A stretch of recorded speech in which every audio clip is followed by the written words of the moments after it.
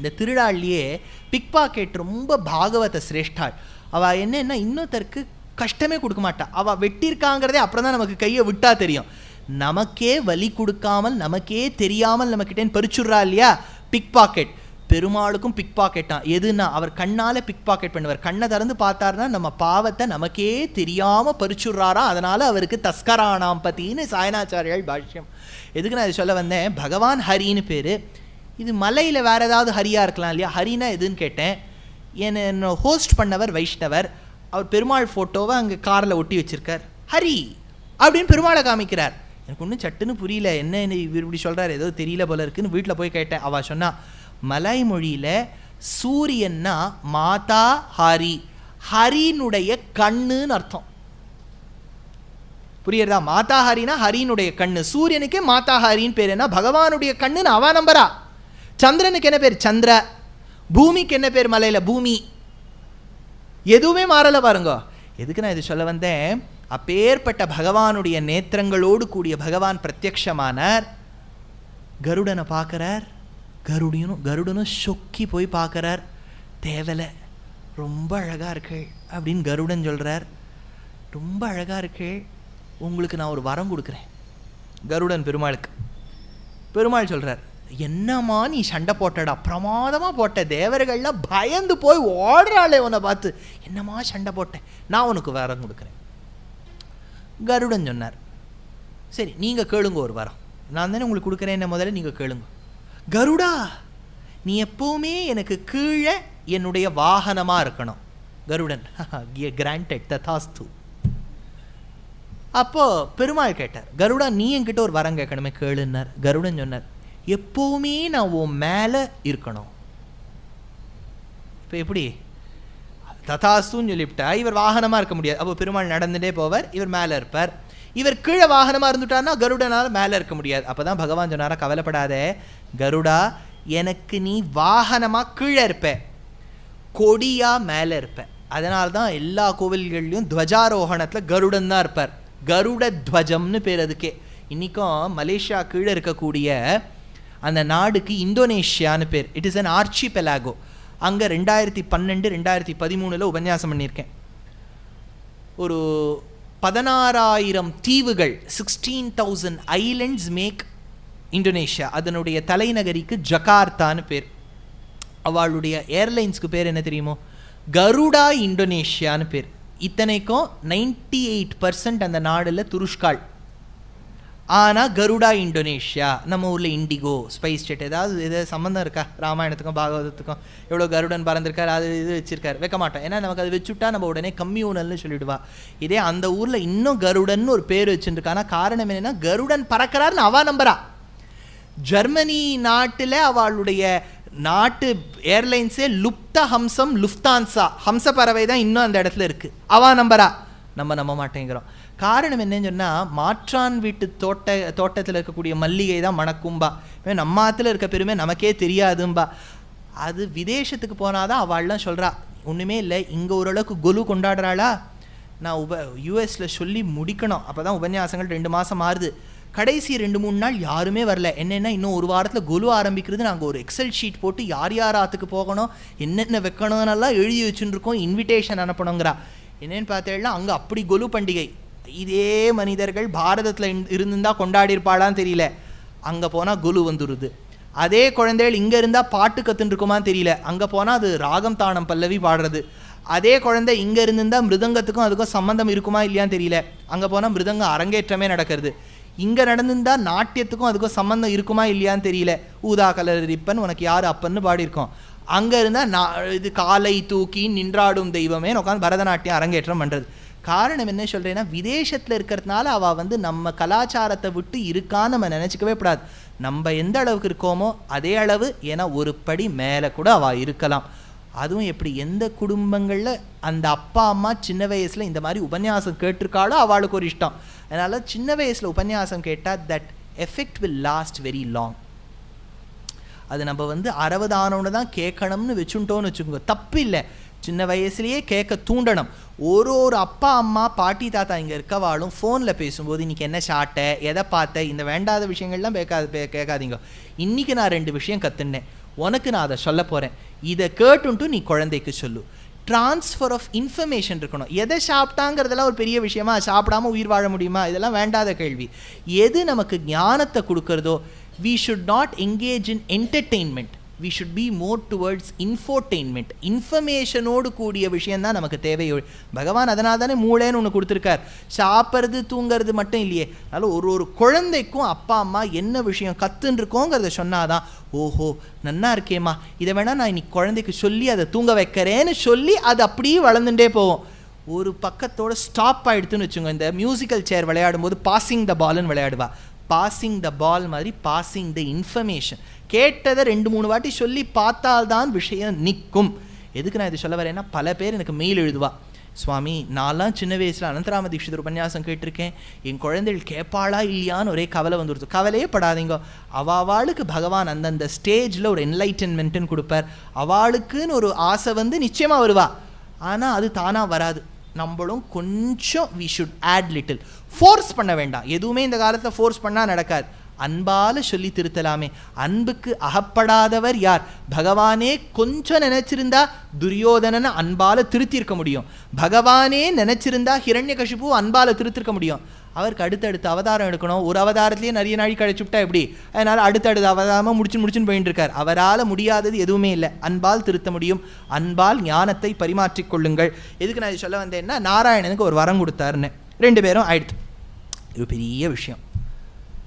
இப்போ கருடன் முன்னாடி நிற்கிறார். இது உங்கள் கேள்வி நீங்கள் கேட்குறீங்களோ இல்லையோ உங்கள் பேரம் பேத்தி கேட்கும். அதுக்கு தான் நான் உங்களுக்கு இந்த கேள்வியெல்லாம் சொல்லிகிட்டு இருக்கேன். நாராயணன் பிரத்யக்ஷமானார். எதிர்க்க யார் எதிர்க்க பிரத்யக்ஷமானார்? கருடன் எதிர்க்க. கருடன் நின்றுருக்கார். அவருக்கு இவர் வரம் கொடுக்குறார், இவருக்கு அவர் வரம் கொடுக்குறார். இருக்கட்டும். இப்போ கருடன் எதிர்க்க பிரத்யக்ஷமான பகவான் எதில் வந்தார்? கேட்குற கேள்வி புரியுறதா? அவர் வந்திருக்கணும். சுவாமி நடந்தே வந்துவிட்டார். ஆட்டோவில் எதுவும் கிடைக்கல போலக்கு, சில்லறை இல்லை அவர்கிட்ட, நடந்தே வந்துவிட்டார். எதையாவது வரணும் இல்லையா? இல்லை சுவாமி அவர் நினைச்சார்னா எந்த இடத்துக்கு வேணாலும் வரலாம். அப்படின்னா பின்னாடி அவர் கருடனை வாகனமாகவே வச்சுக்க வேண்டாமே. ஏன் சுவாமி, when you are capable of going anywhere, why should you use a vehicle? இப்போ இதில் இதுதான் இந்த கேள்வி உங்கள் பேரன் கேட்கும். பாட்டி how did he come? அப்போ நான் என்ன பண்ணுவோம்? அவர் வந்தார், வந்துட்டு அன்றைக்கி வண்டி கிடைக்கல, அதனால் நடந்து வந்து விட்டார். இதெல்லாம் சொன்னால் அது ஒத்துக்காது, அது சட்டுன்னு பிடிச்சிரும். No how are you saying that பாட்டின்லாம் அது கேட்கும். அதுதான் சொல்கிறேன் கேளுங்க. சரி இப்படி வச்சுக்கோங்க. பாகவதம் கேட்கும். பாகவதம்லாம் நீங்கள்லாம் கரைச்சி குடிச்சவா, சுகபிரம்மத்துக்கே தெரியாத டவுட்டெல்லாம் நீங்கள் ஸ்லோகத்துலேருந்து எடுத்து கொடுத்துருவேள். அந்த மாதிரி சப்தாகம் பண்ண வளம் வர பேர் இருக்கா. இல்லை இன்னொரு பியூட்டினா, சப்தாகத்தில் ஒரு இடம் வரும், சந்தான கோபாலம்னு ஒரு சரித்திரம் வரும். அது பின்னாடி வரும். ஏகாதச ஸ்கந்தத்தில் கடைசியில் முடிக்கும் போது ஒரு விஷயம் சொல்லுவாள். என்னன்னா, ஒரு பிராமணன் துவாரகையில் இருக்கான். அவனுக்கு ஒரு குழந்தையாக பிறந்துட்டு போயிடுறது. அர்ஜுனன் போய் சத்தியசங்கல்பம் பண்ணுறான், குழந்தைய காப்பாற்றி கொடுக்குறேன்றான். அடுத்த குழந்தை பிறந்து மறைஞ்சு போய்டுறது. அக்னியில் போய் விழணும்னு சொல்லும்போது கிருஷ்ணர் அந்த பிராமணனையும் அர்ஜுனனையும் ரதத்தில் உட்காத்தி வச்சுண்டு நேர 7 லோகங்களை கடந்து சுதர்சன சக்கரத்தின் வெளிச்சத்தால் விரஜா நதியை கடந்து வைகுண்டத்தில் போய் பார்க்குறா. அர்ஜுனன் இறங்குறார். இந்த மாதிரி ஒரு இடத்த அவர் பார்த்ததே இல்லை. அங்கே போனோன்னு அவருக்கு பொறாமை, கோபம், தாபம் ஒன்றுமே இல்லை, சத்வகுணம் மட்டும் இருக்குது. கிருஷ்ணா ஆச்சரியமாக இருக்குது, கிருஷ்ணா எங்கே வந்திருக்கோம், கிருஷ்ணா ரொம்ப நன்னா இருக்கு, கிருஷ்ணர் அங்கே பாருன்னார். பார்த்தா டபுள் ஆக்டிங்கில் கிருஷ்ணர் அங்கே ஆதிசேஷன் மேலே படுத்துட்டு இருக்கார். அர்ஜுனனுக்கே ஒரு டவுட் வந்துடுது. இப்படி பார்க்குறான், இது இவரே தான் அவரோ இங்கேயும் இருக்காரே, என்னது டபுள் ஆக்டிங்கில் இருக்கார். அப்போ அந்த பெருமாள் மடி கால் கிட்ட இருக்கக்கூடிய ஸ்ரீதேவி பூதேவியின் மடியில் அந்த குழந்தைகள் விளையாடின்னு இருக்கு. அதை எடுத்துட்டு பிராமணன் கிட்ட கொடுக்குறார். ஆச்சா, இப்போ கிருஷ்ணருங்கிறது ஒரு அவதாரமா?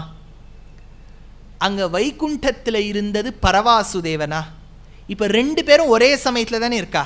தே எக்ஸிஸ்ட் சைமல்டேனியஸ்லி. அர்த்தம் என்ன? இதுக்கு ஆகம சாஸ்திரம் ஒன்று சொல்கிறது. நன்னா இதை புரிஞ்சுட்டேன்னா இந்த கேள்விக்கு நீங்கள் சமாதானம் தெரிஞ்சுக்கலாம். பெருமாளுக்கு 5 நிலைகள் இருக்கு, 5 ஸ்டேட்ஸ். முதல் நிலைக்கு பரஸ்வரூபம்னு பேர், 2வதுக்கு வியூஹம் அப்படின்னு பேர், 3வது ஸ்டேட் நிலைக்கு விபவம் அப்படின்னு பேர், 4வது நிலைக்கு ஹார்தம் அந்தர்யாமின்னு பேர், 5வது நிலைக்கு அர்ச்சை அப்படின்னு பேர். எதே பெருமாள் தான் 5 நிலை. பரஸ்வரூபம்னா பரமபதம்ங்கிற ஒரு இடத்துல முக்தாத்மாக்களுக்கும் நித்யாத்மாக்களுக்கும் காட்சி கொடுக்குறார். அதை தான் வேதம் சொல்கிறது. வேதம் எப்போவுமே பரஸ்வரூபத்தை தான் கொண்டாடும். சதா பஷ்யந்தி சூரயா. சூரயாங்கிறது பகுவச்சனம். யாரு சூரிகள்? நித்திய சூரிகள். யாரு சூரிகள்? முக்தாத்மாக்கள். முக்தாத்மாக்களுக்கும் நித்திய சூரிகளுக்கும் பகவான் காட்சி கொடுத்துட்டே இருக்கார். சதா பஷ்யந்தி சூரயா. அவர் எங்க இருக்கார்? தத்விஷ்ணோ பரமம் பதகும் சதா பஷ்யந்தி சூரயா. பரமபதம்ங்கிற ஒரு இடத்துல முதல் நிலையில பரவாசுதேவனா இருக்கார். First state. ரெண்டாவது ஸ்டேட் வியூகம். அவரே உலகத்தை படைத்து காத்து அழிப்பதற்காக அவரே அனிருத்தன், பிரத்யும்னன், சங்கர்ஷணன் அப்படிங்கிற பேரில் வியூகமூர்த்திகளாக வருவர். இது எங்கே வரும்? சஹஸ்ரநாமத்தில் கேட்டாப்புல இருக்கும். அனிருத்தோ அப்ரதிரதா பிரத்யும்னோ அமித விக்ரமஹா அப்படின்னு வருதா? பிரத்யும்னனா, சங்கர்ஷணனா, அனிருத்தனா, படைத்து காத்து அழிப்பவன் அவனே. இதுக்கு வியூகம் அப்படின்னு பேர். ரெண்டாவது நிலை. இது ரெண்டுமே நமக்கு தெரியாத உலகத்தில் தானே இருக்குது. எங்கேயோ இருக்குது, எங்கே இருக்குன்னு தெரியல. மூணாவது நிலை நம்மளோட பழகணுங்கிறதுக்காக, பத்தாத்மாக்களோடு பழகணுங்கிறதுக்காக பகவான் ராமரா வந்தார், கிருஷ்ணரா வந்தார், கல்கியா வரப்போகிறார், நிருசிம்மனா வந்தார், வாமனனா வந்தார், பரசுராமனா வந்தார், தனவந்திரியா வந்தார். இந்த அவதாரங்கள்லாம் விபவம்னு பேர். ஆச்சா, மூணாவது நிலை. நாலாவது நிலை ஹார்தம், அந்தர்யாமின்னு பேர். ஒத்தருக்குள்ளேயும் பகவான் ஜீவாத்மாக்குள்ள அந்தர்பகிஷ்ட தத் சர்வம் வியாபிய நாராயண ஸ்திதா. நாராயணன் வியாபிச்சு அந்தராத்மாவா இருக்கார்.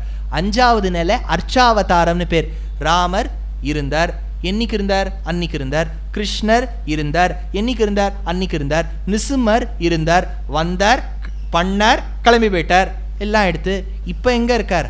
அதுக்காக தான் பகவான் ஸ்ரீரங்கத்தில் ரங்கநாதனாய், திருவெள்ளரையில் புண்டரீகாட்சனாய், அழகிய மணவாளனாய் திருவுரையூரில், கிருஷ்ணனாய் குருவாயூரில், திருவித்துவக்கோட்டு அம்மானாய் திருவித்துவக்கோட்டில், அனந்த பத்மநாபனாய் திருவனந்தபுரத்தில், ஜனார்தனனாய் வர்க்கலையில், ஆதிப்பிரானாய் ஆழ்வார் திருநகரியில், சுந்தரராஜன் சுந்தர தோளுடையானாய் திருமாலிரும் சோலையில், சௌந்தர்யராஜனாய் நாகப்பட்டினத்தில், பார்த்தசாரதி வெங்கடகிருஷ்ணனாய் திருவல்லிக்கேணியில், நீர்வண்ணனாய் திருநீர்மலையில், ராமனாய் பத்ராச்சலத்தில், கண்ணனாய் உடுப்பியில், ஜெகநாதனாய் புருஷோத்தம க்ஷேத்திரத்தில், விட்டலனாய் பாண்டுரங்கனாய் பண்டர்பூரில், ஸ்ரீநாத்ஜியாய் துவாரகாவில், கண்ணனாய் மதுரா கோகுலத்தில், பதரிநாராயணனாய் பதரிகாசிரமத்தில், முக்திநாத சுவாமியாய் முக்திநாத க்ஷேத்திரத்தில், திருவேங்கடமுடையானாய் திருப்பதியில், யோக நிருசிம்மனாய் ஷோலிங்கர்னு சொல்லக்கூடிய திருக்கடிகையில், இவ்வளவு க்ஷேத்திரங்களில் சேவை சாதிக்கிறார். இதுக்கு அர்ச்சாவதாரம்னு பேர். 5 நிலை ஆயிடுத்தா? இப்போ இதில் பாருங்கோ, மூணாவது நிலை கிருஷ்ணர் விபவாவதாரம். அவர் இருக்கும்போது பரஸ்வரூபமும் இருந்தது. அப்படின்னா 5 பேரும் சைமல்டேனியஸாக இருக்கலாம். அது எப்படி தெரியறது? இதை நல்லா நீங்கள் புரிஞ்சுக்கோங்க. மூணாவது நிலை அவதாரங்கள். ராமரான அவதாரம் எந்த பெருமாளை வழிபட்டார்? ஸ்ரீரங்கத்தில் இருக்கக்கூடிய அர்ச்சா விக்கிரகமான ரங்கநாதரை வழிபட்டார். அதனால விபவாவதாரம் அர்ச்சாவதாரத்தை வணங்குறது. விபவாவதாரமான கிருஷ்ணர் வைகுண்டத்தில் பரமபதநாதனை அர்ஜுனனால பார்க்க வைக்கிறார். 2 பேரும் ஒரே சமயத்தில் இருக்கா. இந்த 5 நிலைகள் பகவானுக்கு மட்டும் இல்லை, பகவானுக்கு ஆட்பட்ட நித்தியசூரிகளான கருடனுக்கும் 5 நிலை உண்டு. பரகருடன், வியூக கருடன், விபவ கருடன், அந்தர்யாமியா நம்ம மனசுல பகவானுக்கு வாகனமா இருக்கக்கூடிய கருடன், கோவில்களில் பெருமாள் சன்னதி எதிர்க்க இருக்கக்கூடிய கருடன், அர்ச்சா கருடன். 5 கருடன் இருக்காரா? இதுல பகவான் இந்த கருடனை வரம் கொடுக்கணும்னு பிரத்யக்ஷமாறார் இல்லையா? வரும்போதும் கருடன்ல வந்தார். அந்த கருடன் பரஸ்வரூப கருடன்.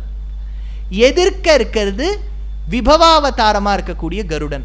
ஆனா விபவாவதாரமான கருடன் கண்ணுக்கு இந்த பரஸ்வரூப கருடன் தெரிய மாட்டார். நமஸ்காரம்.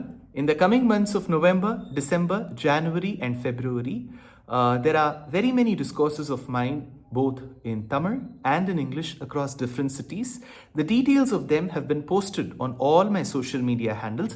Nevertheless, once more, for your attention and for your sake, I would like to read out very quickly. On the 1st of November, I have a keynote address at the Western Ghats Lit Fest. And in the evening, I've got a lecture on Bhajagovindam for Mahaperiva group at Mayflower Shakti Gardens. On the 2nd of November, I'm very delighted to be performing Sangeeta Katha Nrityam with Sangeetam Vidwan Aditya Madhavan, dance by Shruti Priya Vignesh, and the topic is Bhajagovindam, where I will be speaking at Nardagana Sabha. On the 15th of November, I will be giving a lecture on the lives and the works of Alvars for Bharati Vidya Bhavan in Bangalore. On the 29th of November, there is a mega event where I will be speaking on the 6 witnesses with 4 great musicians, Surya Gayatri, Spurti Rao, Vishruti and Swaratmika, with the dance by Smriti Sudhakar at the Music Academy. 30th of November, I will be speaking on Guru Guhananda in English, the contributions made by Mudduswami Dikshita at the Bengaluru Gayana Samaja. On the 5th of December at Hosur, Dasappa Kalyana Mantapam, I'll be talking on Bhajagovindam. On the 6th of December at Sri Yadugiri Yatiraja Matha in Malleshwaram, Bangalore on Sri Krishna Leela. On the 10th of December for Margari Maha Utsavam, the topic will be Pasurapadi Ramayanam with Anahita and Apurva. 11th of December at Bharati Vidya Bhavan, Ramanuja Charitram, a Harikatha with Anahita and Apurva. On the 12th of December, it's a closed door event for the Rotary Club of Madras East. 13th of December with Kiran and Nivi, it's a Harikatha on Kulashekar Alvar Vaibhavam at RK Convention Center in Mylapore. 14th of December, Shastra Satsang Vadapalani, being the Narayaniyam day, it's a special lecture on Narayaniyam Enum Wonder. And 15th December at Sri Shankara Vidyashramam, conducted by Karnataka and Tiruvanmayur, it will be a Harikatha with Anahita and Apurva on Attigiri Varadar Vandar. And 16th of December at Bharatiya Vidya Bhavan for Karthik Fine Arts, it is Harikatha on Annamaya Charitram with Swaratmika. 17th of December at Shastra Satsang again, Vedanta Deshika Charitram Harikatha with Rangan Brothers from Melbourne. On the 18th of December at Bharat Kalachar, it's a Harikatha on Periyalvarum, Andalum with Rangan Brothers yet again at TP Road. 19th of December in the morning, Ramanuja Millennium Auditorium for Charsur Arts. We will be doing a Harikatha with Anahita and Apurva on Rama Bhaktiyum Vibhaktiyum. Followed by that, on the 19th of December at Karnataka Sangha School for Anusham Arts Academy, it will be a Harikatha on Ramanatakam of Arunachala Kavi with Swaratmika. And on the 20th of December in the morning for Parthasarathi Swami Sabha at Vidya Bharati Kalyana Mantapam, it will be a Upanyasam on Shatpadiyum, Saptapadiyum. And 20th of December evening, Naradagana Sabha, it is a beautiful Harikatha on Nari Shakti, Stri Shakti with Anahita and Apurva. 21st of December in the morning for Sharanalayam, Mahaperiyava Sharanalayam in Nanganallur, there will be a lecture on Shatpadiyum and Saptapadiyum. In the afternoon, it is an interview at the Tamil Virtual Academy Auditorium at Koturpuram on the Alvars. And then on 21st of December evening at Shoringanallur at Umadri Mahal, it will be a topic called Kamban Yenum Ramabhaktan. The same topic, Kamban Yenum Ramabhaktan, I will be speaking on the 22nd of December at Tirunelveli for Nellai Sangeeta Sabha. 23rd of December at Shivakasi for Vairam Meera Convention Center. On the 24th of December for Setupati School in Madurai, the same topic. And on the 30th of December, tentatively I'm to speak on the importance of Nutyat Divyadesham on the Vaikuntha Ekadashi Eve for PGP Auditorium in Singapore. On the 31st of December, it is for Tamil Isai Mandram in Georgetown. I will be speaking on Tiruppugadil Ramayanam. And coming to the month of January, on the 17th of Jan, I will be speaking on Narayaniyam in Wonder for Shanmukhananda in Mumbai. On the 18th of December, it is our grand production called Agre Pashyami at the very same premises. On 1st of February, I am to participate and speak at the Jain University Summit in Kochi. And 13th of February, it will be a special lecture for Shivaratri for Odakattur Mutt, which will be organized by Ramakrishna Bhajana Sabha. On the 22nd of February, for the first time, I am going to be a part of Mayuram Bhajanotsavam in the very, very famous and very close to heart Mayavaram. So that is the program for now. I know it's too many programs. All this has been put in the form of poster. Please do participate wherever you can. Namaskar.